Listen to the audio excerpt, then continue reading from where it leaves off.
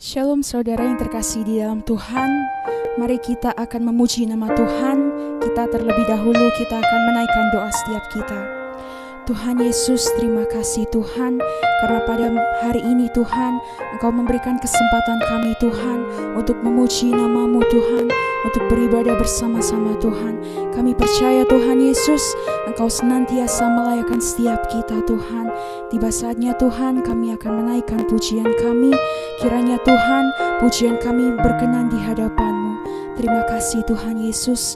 Di dalam nama Tuhan Yesus, kami siap untuk memuji nama-Mu. Haleluya, amin.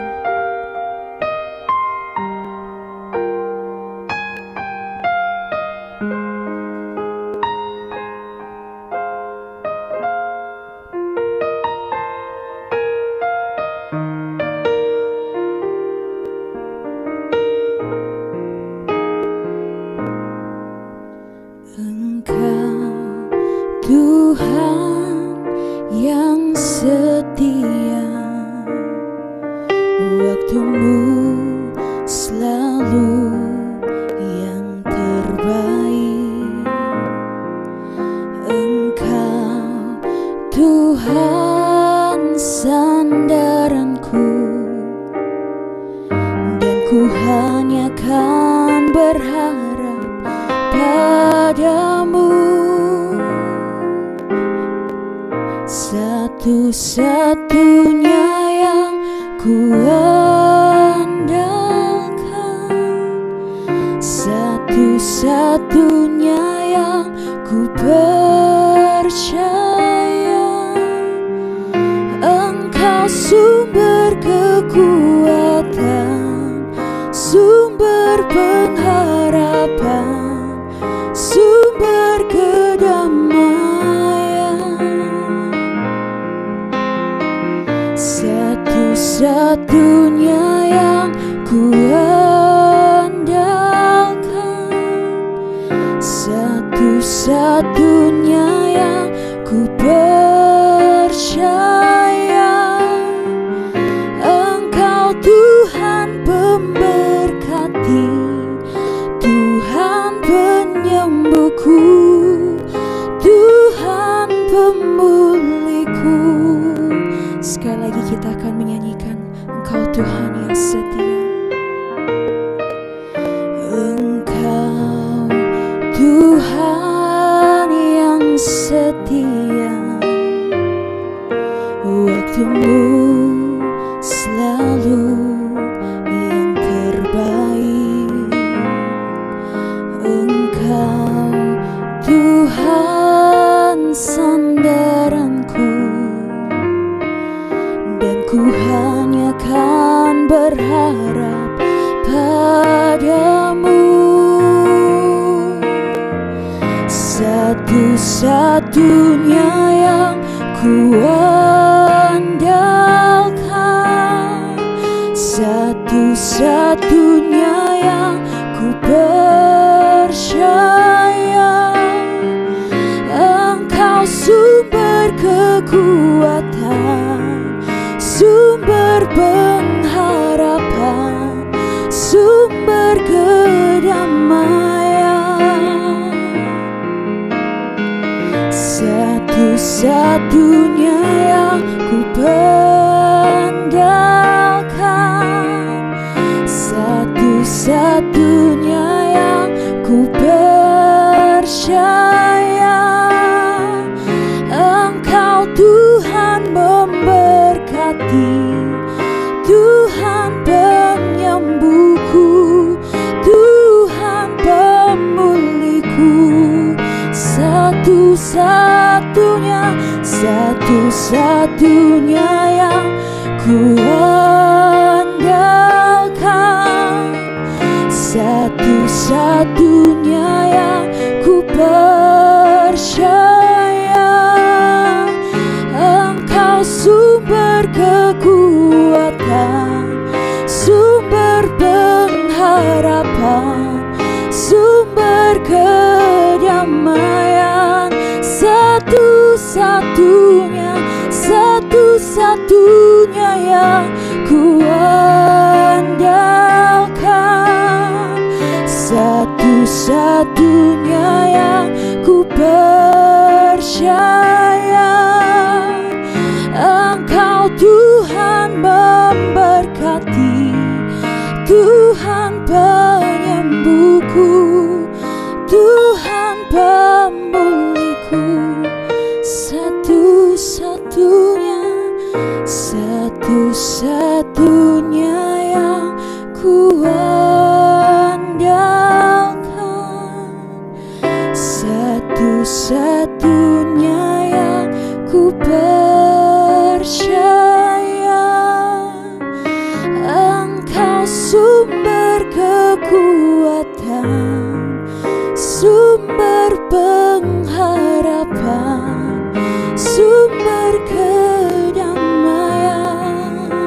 Katakan dengan iman, satu-satunya yang ku andalkan, satu-satunya yang ku percaya. Engkau Tuhan pemberkati, Tuhan penyembuhku, Tuhan pemulihku. Oh, satu-satunya yang ku andalkan, satu-satunya yang ku percaya. Engkau sumber kekuatan, sumber pengharapan, sumber kedamaian. Oh, satu-satunya yang ku andalkan, satu-satunya yang ku percaya. Engkau Tuhan memberkati, Tuhan penyembuhku, Tuhan pemulihku. Engkau Tuhan memberkati, Tuhan penyembuhku, Tuhan pemulihku. Oh, Engkau Tuhan memberkati, Tuhan penyembuhku, Tuhan pemulihku.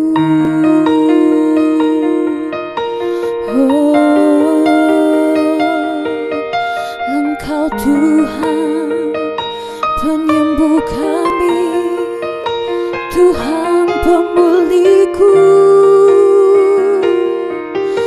Engkau Tuhan yang ku andalkan. Haleluya, haleluya. Dalam setiap keadaan kami mau setia menyembah-Mu. Terima kasih Tuhan, terima kasih Tuhan. Engkau setia, walau kami terkadang tidak setia Tuhan. Kami bersyukur punya Bapa seperti-Mu. Hanya Engkau yang ku andalkan. Terima kasih Tuhan, terima kasih Bapa. Haleluya Tuhan. Terima kasih Tuhan. Kami mengucap syukur, kami bersyukur, kami bersyukur Bapa. Haleluya. Ujilah setiap kami, ujilah setiap batin kami. Apakah kami sungguh mengasihi-Mu Tuhan? Terima kasih Bapa, terima kasih Tuhan. Haleluya, haleluya Tuhan. Kami mau belajar belajar mengandalkan Kau. Sekalipun badai Tuhan merintangi hidup kami, Engkaulah kekuatan kami, Engkaulah yang kami andalkan Tuhan. Jangan pernah meninggalkan kami, tetap setia kepada kami. Tuhan, kami butuh Engkau, kami butuh Engkau. Terima kasih Tuhan. Haleluya. Shalom Bapak Ibu jemaat KKR yang setia. Saya ucapkan selamat Natal dan selamat Tahun Baru.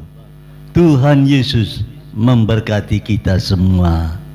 Bapak Ibu, tidak terasa kalau saat ini beberapa hari lagi kita sudah mengakhiri tahun 2022, memasuki tahun 2023. Nah, pada saat ini di tahun yang 2022 ini kita sudah banyak melihat dan banyak menerima pertolongan Tuhan, pembelaan Tuhan, kasih dan kemurahannya yang tiada berkesudahan. Dan sebentar lagi kalau kita mau memasuki tahun yang baru 2023, mari, kalau tahun 2022 Tuhan telah menolong kita dengan luar biasa, kita percaya saat kita memulai lagi memasuki tahun yang baru 2023, kita akan memandang wajah Tuhan, minta biarlah wajahnya menyinari kita, memberikan kasih karunia-Nya, memberikan kekuatan kepada kita, perlindungannya, berkatnya saat kita memulai melangkah di tahun 2023 bersama dengan Yesus. Kita akan melewati itu. Puji Tuhan. Mari pada malam hari ini kita akan membuka di dalam 1 Samuel pasal 1. Kita baca ayat 1 dan 2. 1 Samuel pasal 1 ayat 1 dan 2. Firman Tuhan. Lahirnya Samuel.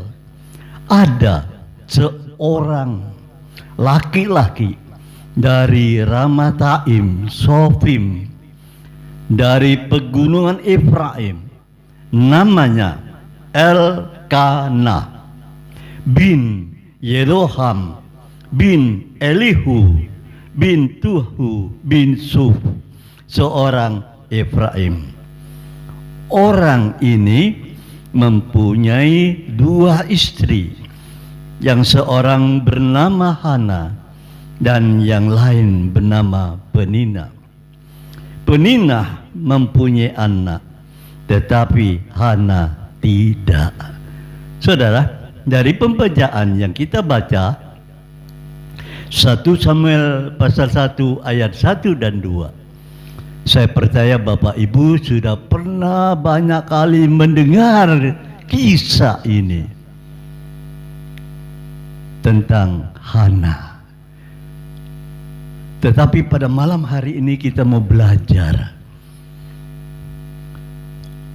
jikalau kita menghadapi masalah persoalan seperti Hana. Di sini dikatakan Hana mempunyai persoalan, mempunyai pergumulan, yaitu tidak punya anak. Mandul, kemandulan. Bapak Ibu, Hana bergumul, pergumulannya tentang tidak punya anak, kemandulan. Kalau Hana mempunyai pergumulan, kami percaya juga Bapak Ibu juga ada pergumulan. Mungkin kemandulan yang merupakan pergumulan Hana. Kemandulan kita lain. Mungkin dalam bisnis kita, dalam usaha kita, di dalam pekerjaan kita, atau dalam pelayanan kita mengalami kemandulan. Nah, kalau kita sama-sama seperti Hana mengalami pergumulan seperti apa yang tadi kita sudah katakan, ayo kita belajar bagaimana caranya Hana menghadapi pergumulannya itu. Dan kita akan memperhatikan, mempelajari. Pakailah yang baik, ambil yang baik, dan kita mau terapkan di dalam hidup kita, supaya kalau Hana mengalami pergumulannya dijawab oleh Tuhan, ditolong oleh Tuhan, sampai dia mempunyai anak yang dinamai Samuel. Kita juga mungkin di dalam pergumulan kita, tanda petik kita dalam kemandulan, kita mau belajar seperti Hana untuk dapat mendapatkan keberhasilan. Tuhan menjawab yang namanya kesuksesan, keberhasilan. Nah, mari kita mau belajar dalam perkara ini. Saudara, Hana di dalam pergumulannya bukan hanya masalah tidak punya anak. Dia mengalami hinaan. Ya, yang menghina dia adalah madunya, penina.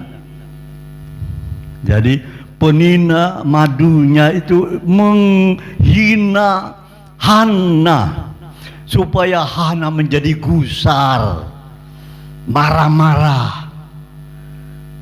Nah, ini dia. Karena kalau Hana terpancing dengan apa yang dilakukan, apa yang dilontarkan oleh penina, hatinya gusar, tidak bisa doa. Orang yang gusar itu kalau mau duduk diam di bawah kaki Tuhan mau doa, nggak bisa. Makanya penina berbuat sedemikian rupa membuat supaya Hana itu gusar, marah-marah terus. Nah, kalau orang suka gusar, marah-marah, nggak bisa doa. Itu penyebabnya. Saudara, kita mau lihat dulu Hana. Sebenarnya mempunyai arti itu ramah. Hana, dengan kata-kata Hana itu mempunyai arti ramah, pengampun. Nah, ramah, pengampun. Nah, orang yang seperti ini dibuat supaya gusar. Nah, kalau sudah gusar, tidak ada lagi pengampunan, yang ada kemarahan. Kalau sudah kemarahan, tidak bisa doa. Itu dia. Saudaraku,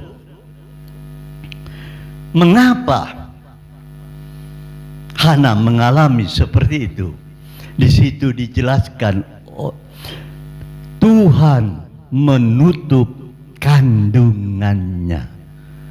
Ya, jadi kita melihat sekarang Tuhan menutup kandungannya Hana.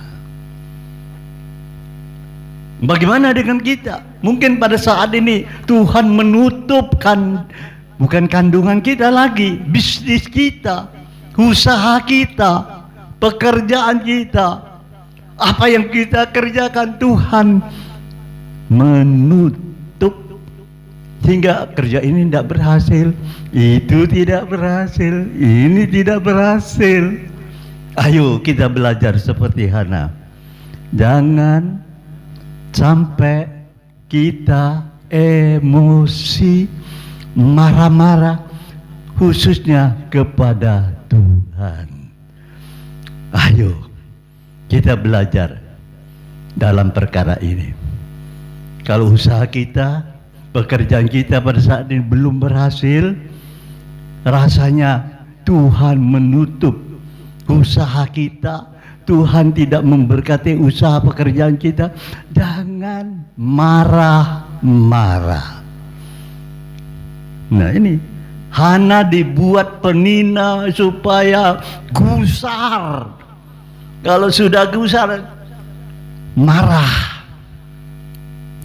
Orang Kristen yang sudah tidak tahan lagi ya dalam pergumulannya, akibatnya dia marah-marah. Kalau sudah marah-marah, kata-kata yang keluar apa? Kira-kira tidak Tuhan-Tuhanan, tidak gereja-gerejaan, tidak pergi lagi berbakti, tidak sembahyang, tidak banyak lagi, tidak. Ini penyebabnya. Tapi kalau kita dalam saat sekarang ini rasanya Tuhan masih menutup, ucapkan syukur. Ucapkan syukur. Tuhan, terima kasih saat ini Engkau belum waktunya memberkati aku, tapi aku yakin saatnya adalah waktu Tuhan, waktu yang tepat, waktu yang indah. Harusnya begitu. Kita harus melihat sisi daripada Tuhan, jangan melihat kepada diri kita. Kalau melihat diri kita, kita akan kecewa. Tidak lagi datang ke gereja, keluar dari gereja. Pergumulan kita membuat kita keluar dari kasih karunia. Saudara, pada waktu itu juga Tuhan menutup kandungannya kepada Hana.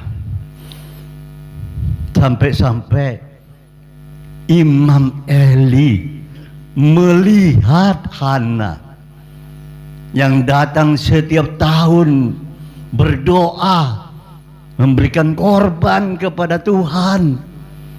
Dan saat itu juga Imam Eli melihat Hana yang dimana kandungannya ditutup oleh Tuhan sedang kumat kamit. Apa yang dibicarakan Imam Eli tidak mendengar. Saudara, pada saat pergumulan dan firman Tuhan pada malam hari ini dengan tema pergumulan,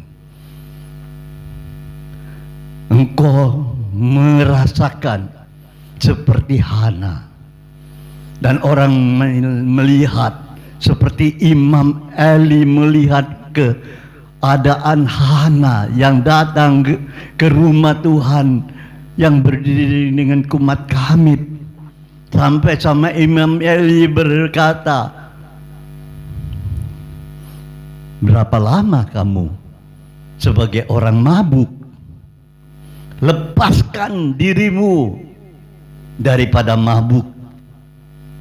Jadi orang melihat seperti Imam Eli, orang yang dalam pergumulan berat seperti Hana yang hanya bisa kumat kamit, ya, dikategorikan seperti orang mabuk. Hentikan mabuk itu, saudara. Dalam pergumulannya, Hana bukan diam-diam saja, ya. Bagaimana Hana dapat keluar mendapatkan jawaban atas pergumulan yang dia alami, yang bicara tentang kemandulan, yang tidak punya anak. Nah ini mari kita mau belajar. Sekarang Hana menanggapi masalahnya, persoalannya itu bagaimana. Yang pertama, dari tahun ke tahun Hana datang sujud, menyembah dan mempersembahkan korban kepada Tuhan semesta alam di Silo. Jadi tahun bertahun, tahun ke tahun, Hana datang ke rumah Tuhan.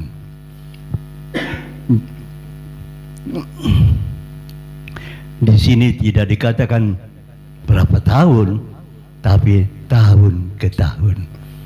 Saudara, dia datang ke rumah Tuhan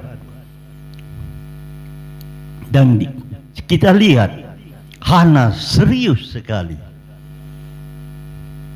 datang berdoa kepada Tuhan. Yang kedua, Hana menanggapi masalah pergumulannya itu sambil menangis. Hana menangis, berdoa, berseru kepada Tuhan. Dia hanya menceritakan kepedihan hatinya, kesusahannya kepada Allah yang mengetahui secara benar manusia punya hati yang sedang sedih, yang sedang menangis, yang sedang menjerit memohon pertolongannya. Hana hanya dapat menangis di hadapan Tuhan. Saudara, ada satu firman yang berkata, orang tertindas ini berseru dan Tuhan mendengar. Di dalam Mazmur 34 ayat 7, orang yang tertindas yang berseru kepada Tuhan, Tuhan mendengar. Nah, ini rahasianya itu di sini. Orang yang tertindas, yang Hananya berkumat kamit, orang lain tidak tahu. Bahkan Imam Eli menyangka Hana sedang mabuk anggur. Saudara, dia berseru-seru kepada Tuhan. Dia tidak mau berhenti, terus berseru-seru kepada Tuhan. Karena dia tahu Tuhanlah yang menyelamatkan dari kesesakan itu. Tuhan yang akan menolong Hana dari kesesakannya. Makanya dia menangis, berseru-seru kepada Tuhan. Dan satu ayat lagi mengatakan di dalam Mazmur 34 ayat 19, Tuhan itu dekat kepada orang yang patah hati dan Ia menyelamatkan orang-orang yang remuk jiwanya. Jadi rahasia ini perlu kita ketahui. Kenapa Hana datang menangis di bawah kaki Tuhan, datang berseru kepada Tuhan? Karena firman Tuhan kan, Tuhan itu dekat dengan orang yang remuk hati. Saudara, Tuhan itu begitu dekat dengan orang-orang yang patah hati. Tuhan itu dekat orang yang mengalami kesesakan dalam hatinya, di mana engkau merasa tidak kuat lagi, engkau merasa tidak ada yang dapat menolong. Siapa yang dapat menolong aku dalam kesesakan ini? Hanya aku bisa berseru-seru kepada Tuhan. Hanya ku dapat datang kepada Yesus. Hanya itu yang dapat ku lakukan. Aku dapat datang hanya kepada Yesus. Saudara, ayo kita belajar seperti Hana, berseru-seru kepada Tuhan. Aku hanya dapat datang di bawah kaki Tuhan. Aku mau menceritakan masalahku. Aku mau menceritakan apa yang Tuhan telah lakukan untuk aku. Aku percaya waktu Tuhan indah bagiku. Saudara, Tuhan itu baik, sangat baik. Dari itu mari saya menghimbau kepada Bapak Ibu sekalian, lakukan sebagaimana Hana. Dia hanya datang berseru kepada Tuhan. Selanjutnya, Hana tidak makan, alias puasa. Ayo, kalau kita dalam masalah persoalan pergumulan, kalau engkau merasa engkau berdoa belum puas, belum cukup rasanya, engkau merasakan aku perlu pertolonganmu Tuhan. Tuhan, aku perlu engkau. Engkau merasa doamu itu belum, rasanya kok belum mantep. Ayo, selingi dengan puasa, doa dan puasa. Karena dalam doa dan puasa, Tuhan katakan jenis semacam ini tidak dapat diusir kecuali doa dan puasa. Tuhan mengatakan itu kepada murid-murid. Karena murid-muridnya berkata, Tuhan, kenapa aku sudah berdoa, setan itu tidak mau pergi? Kenapa? Tuhan bilang, model sejenis ini harus doa dan puasa. Saudara, mari kita belajar juga seperti Hana. Bukan hanya cukup dengan puasa, apa doa aja, ayo kita tambah dengan puasa. Datang terus kepada Tuhan, menangis di bawah kaki Tuhan, dan berdoa dan puasa. Saudara, apa yang dilakukan oleh Hana, apa yang dikerjakan oleh Hana, Tuhan melihat dan Tuhan mengingat. Dan setahun kemudian Hana mengandung dan melahirkan seorang anak laki-laki yang diberi nama Samuel. Saudara, keberhasilan Hana tadi sudah dikatakan berulang-ulang, Tuhan menutup kandungannya. Kemandulan dari Hana, Hana tidak mempunyai anak karena Tuhan yang menutup. Tapi pada waktu itu Hana bertindak. Dia tahun ke tahun tetap setia datang kepada Tuhan, mempersembahkan korban, datang menyembah kepada Tuhan. Selain itu dia datang juga dengan menangis di hadapan Tuhan. Dan dia juga berdoa dan puasa. Tuhan mendengar. Mungkin Bapak Ibu saat ini mengalami seperti Hana dalam pergumulanmu, dalam usahamu, dalam pekerjaan, dalam bisnismu. Ayo kita bekerja, melakukan sesuai apa yang dikerjakan oleh Hana. Datang terus kepada Tuhan, ya, terus menyembah Tuhan, menyembah Dia, datang berseru-seru kepada Tuhan, datang dengan doa dan puasa, sampai engkau mendapatkan pergumulanmu, kemandulanmu dijawab oleh Tuhan. Kesuksesan dalam usahamu, kesuksesan dalam pekerjaanmu, kesuksesan di dalam pelayananmu.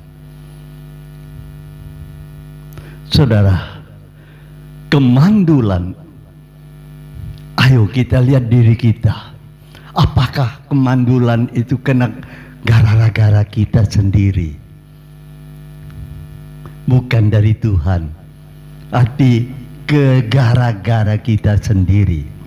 Saya ulangi, kemandulan bukan atau mungkin bukan dari Tuhan, tetapi mungkin dari kita sendiri yang menyebabkan.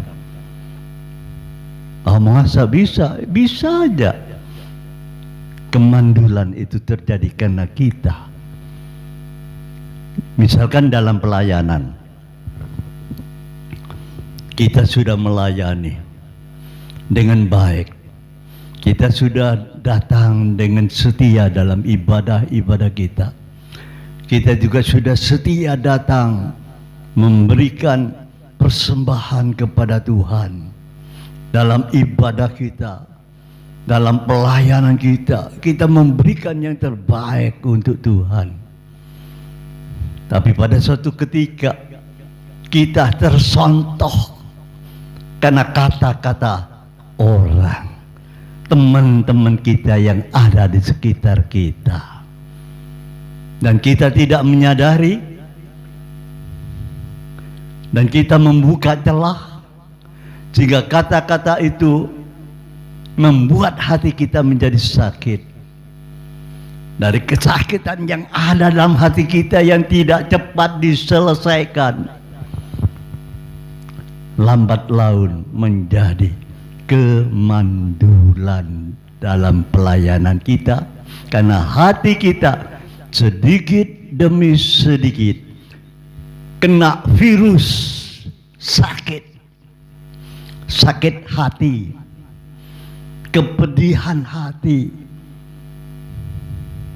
Akibatnya kecewa, kemandulan, kecewa. Aku sudah melayani, kok aku dijadikan seperti ini nasibku. Aku nggak mau. Dan dia tidak menyadari lagi, tidak mau datang di bawah kaki Tuhan, tidak mau berdoa dan berseru-seru kepada Tuhan. Seharusnya kita berseru, Tuhan singkirkan kemandulan yang disebabkan karena aku menjadi kecewa ini dari hidupku, supaya dalam pelayananku aku bisa kembali bernyala-nyala.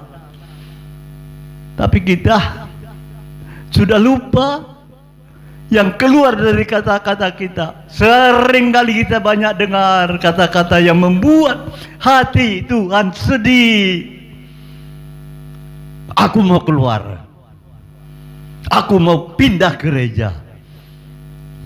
Kata-kata itu menyakitkan hati Tuhan.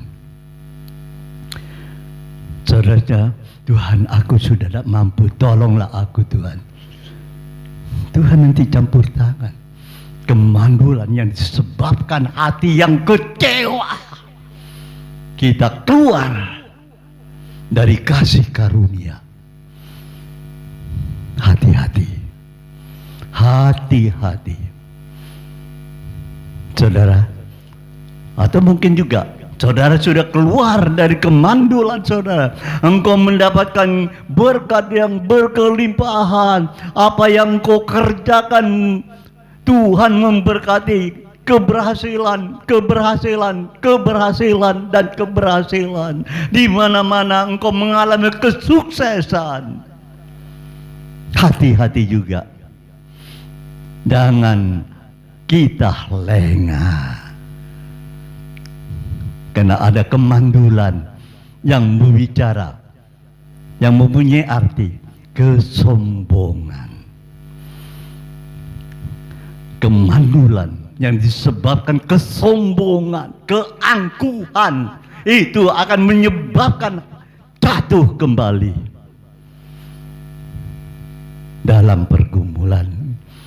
Tuhan kenapa? Tuhan kenapa? Jangan kenapa. Periksa hatimu, karena di dalam hatimu itu ada kemandulan yang berbicara kesombongan, keangkuhan.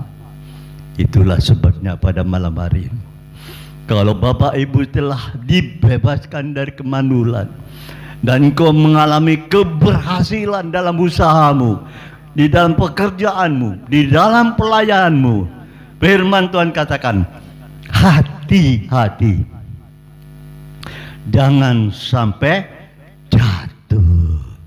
Nah, itu perlu kita menjaga hati kita dengan segala kewaspadaan. Karena dari hati itu terpancar kehidupan. Kalau hati kita sudah terpancar kepada kesombongan, keangkuhan, aku yang berhasil. Saya kasih contoh bagaimana Raja Nebukadnezar yang merasa, hei Babel, aku yang berkuasa. Dengan kekuatanku, aku memajukan menjadi kerajaan. Kota yang besar. Belum habis ngomong, Raja Agung Nebukadnezar. Apa yang terjadi? Bapak Ibu dapat baca di Daniel. Direndahkan. Kumpul seperti lembu-lembu di padang, makan rumput. Raja yang besar kena kemandulan yang berbicara keangkuhan, kesombongan, direndahkan, makan rumput. Puji Tuhan, setelah raja ini menyadari dan Tuhan memulihkan Raja Nebukadnezar, dia berkata, dia memuliakan Raja Surga itu. Karena Raja Surga itu dapat merendahkan orang yang angkuh. Dia punya kesaksiannya seperti itu. Saudara dapat baca di Daniel. Makanya pada saat seperti ini, mari kita senantiasa mau merendahkan diri di bawah kaki Tuhan. Dalam pergumulan kita yang namanya kemandulan itu, ayo kita datang di bawah kaki Tuhan. Rendahkan dirimu di hadapan Tuhan. Senangkan hati Tuhan. Dan Tuhan mengingat, dan tangan Tuhan mengulurkan, pemulihan terjadi. Amin. Amin firman Tuhan. Mari kita berdoa. Kami bersyukur mempunyai Allah yang dahsyat. Allah yang tahu persis keberadaan kami. Kalau di tahun 2022 ini Tuhan, banyak hal yang sudah kami alami. Bersama dengan Yesus kami mendapatkan jalan keluar. Apapun namanya pergumulan itu, baik itu kemandulan, bersama Yesus kami mengalami kemenangan. Di tahun-tahun berikutnya kami percaya Bapak, pada waktu kami memasuki tahun 2023, bersama Yesus kami dapat melakukan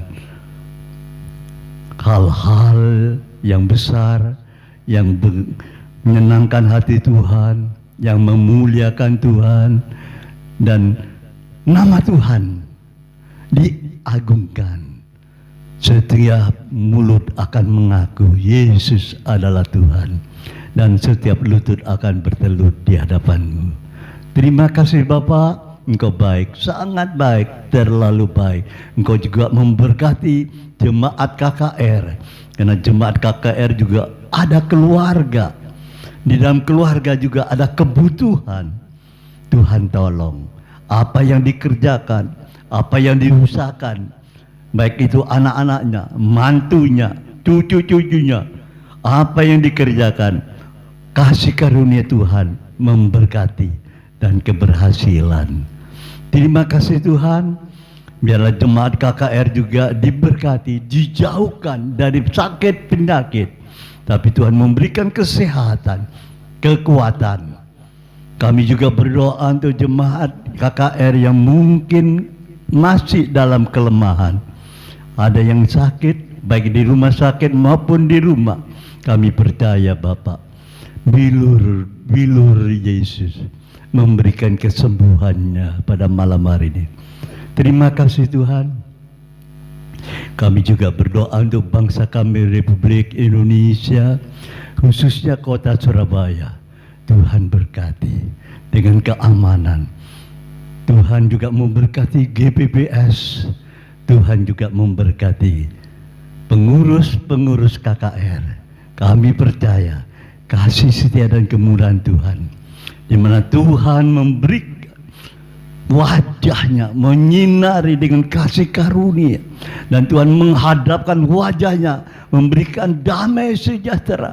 Maka sekarang saudaraku, terimalah berkat damai sejahtera daripada Allah Bapa, cinta kasih Tuhan Yesus Kristus di dalam persekutuan Roh Kudus yang menyertai kita